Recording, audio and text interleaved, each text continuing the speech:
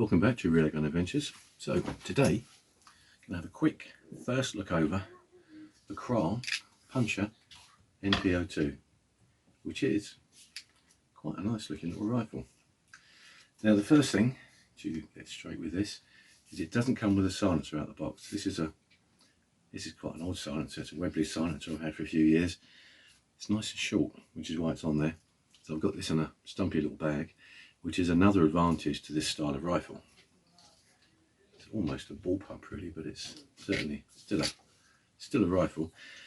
Now, slightly different format this time round, because I've got quite a few guns to get through and a lot of shooting to do. I thought I'd do some first look videos with a walk around, some technical specs, tell you my thoughts on them so far, and there'll be an update, second look, which will be the firing of the rifle, bit of target practice, and maybe some different types of pellets, which I've not generally done.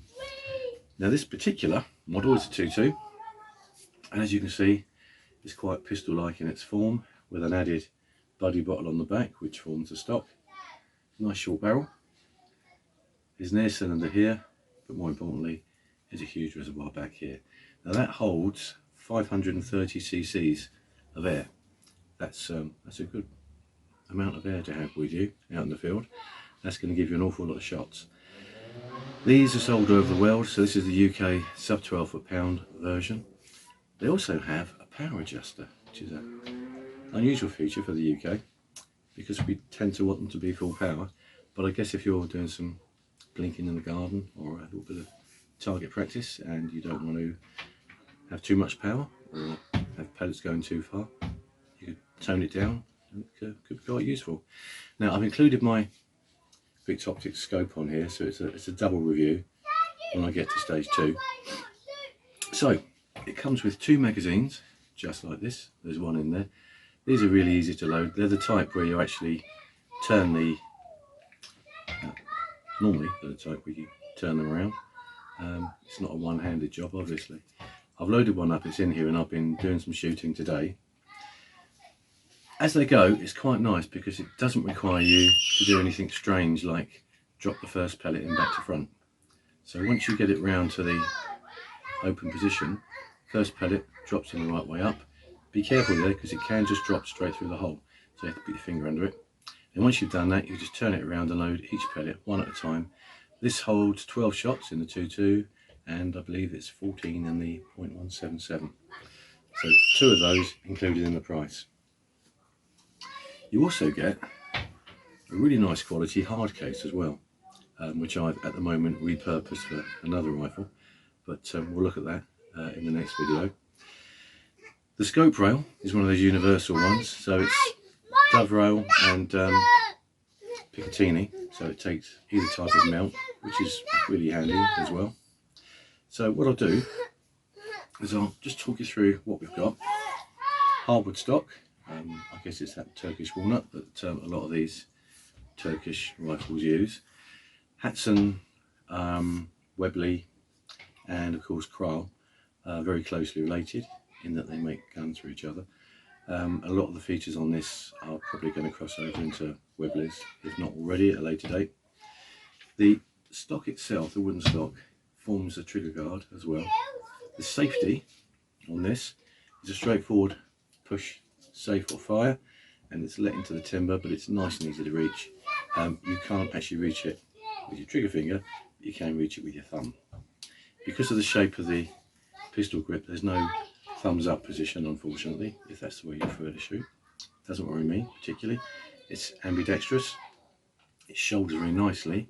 This is actually an adjustable butt pad. You can slide up and down and lock into place, so that makes it fit an awful lot of people. On the left hand side of the rifle you have a lever, which is again quite nicely made, well machined, a little clunky, but it's new, so perhaps that will improve. Anyway, I'll have to stop now because my kids are murdering each other, but I'll be right back.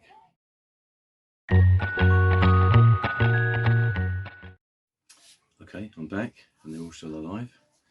So, 2-stage trigger on this one, which has a pull weight of about £3, I'm told.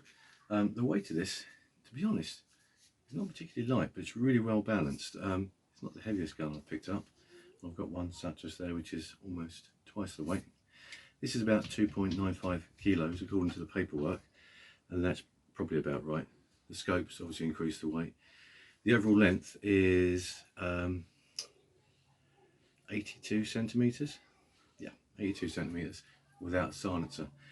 Now, with the silencer off, it comes with a, I suppose it's like a muzzle arrestor type thing, which is currently on the Webley Nemesis X on the wall behind me there.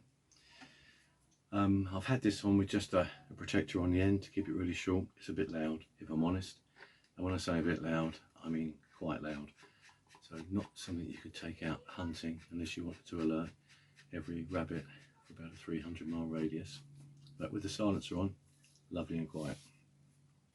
Personally, I like it. I think it's nice to handle. It performs very well. The one thing it doesn't have, it's not regulated.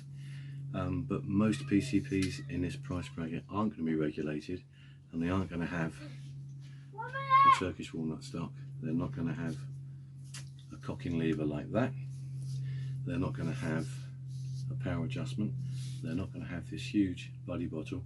This isn't removable, unfortunately, but it's still good for the money. I mean, this comes in between sort of 350 and 375, generally speaking. That is really, really cheap.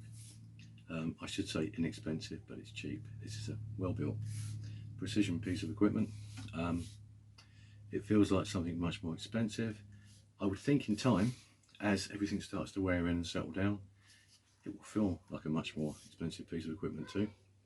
I like the magazines. I think they're really good. Better than some of the ones on far more expensive air rifles. I kind of like the whole look of it. Initially I wasn't sure, but as I've had it for a few weeks now, it's really grown on me, and I actually think I'm going to be quite fond of it. Now, I'm going to go and take this out into the field and do some proper shooting with it.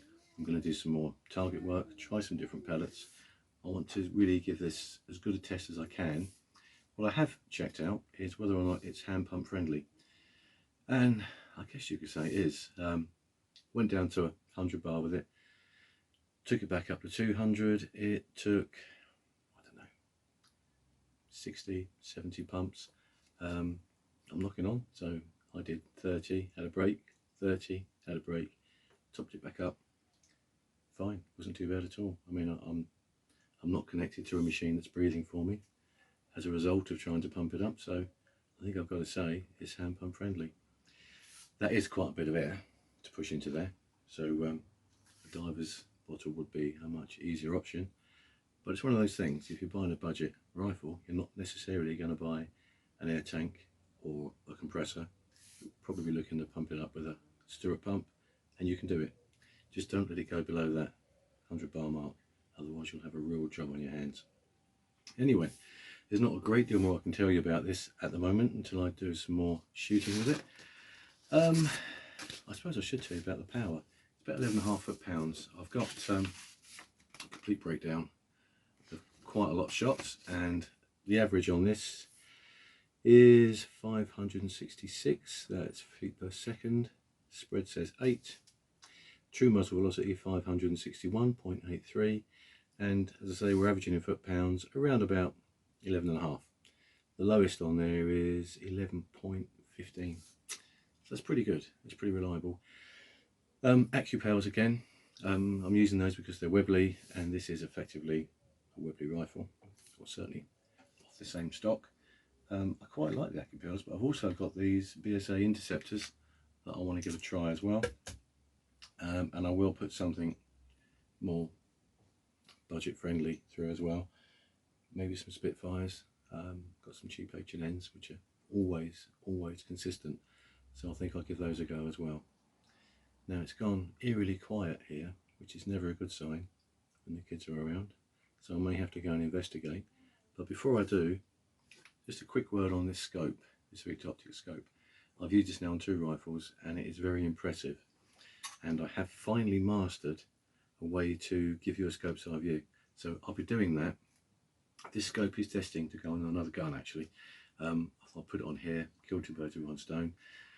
I'm going to be putting an AGS sapphire on here, which is a pretty good scope. Actually, it's a very good scope. It's not as good as this one, but it looks much better. Anyway, a quick roundup, and then I'll be on my way.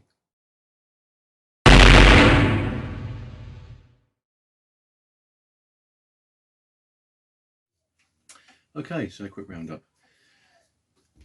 Kral Puncher NP02, sub £400 PCP air rifle.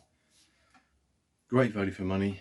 It's accurate, it handles well, feels nice in the hand and in the shoulder. Packed with features that you wouldn't necessarily expect for this amount of money.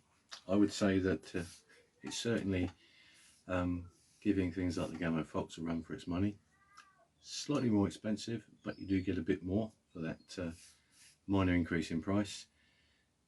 I can safely say it's hand pump friendly, so if you're buying an entry-level PCP, why not? Good gun. Anyway, there'll be another update very shortly. We'll do some shooting, try some different pellets, and see how it takes the knocks and bangs it gets out and about. Anyway, till then, thanks for watching. Please like and subscribe. Thank you to all those who have liked and subscribed, and I'll see you all again soon.